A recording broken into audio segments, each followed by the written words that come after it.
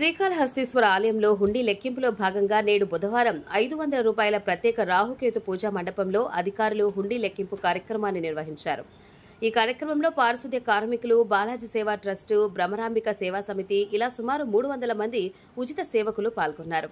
ఆలయ ఉన్నతాధికారుల మధ్య ప్రతిష్టమైన బందోబస్తుతో నడుస్తున్న హుండీ లెక్కింపులో తిరుపతికి చెందిన లావణ్య అనే మహిళ భ్రమరాంబిక సేవా సమితి ద్వారా హుండీ లెక్కింపులో పాల్గొన్నారు. అయితే భోజన విరామం సమయానికి బయటకు వస్తున్న లావణ్యను భద్రతా సిబ్బంది చెక్ చేయగా ఆమె వద్ద 1,00,000కు పైగా నగదును గుర్తించారు.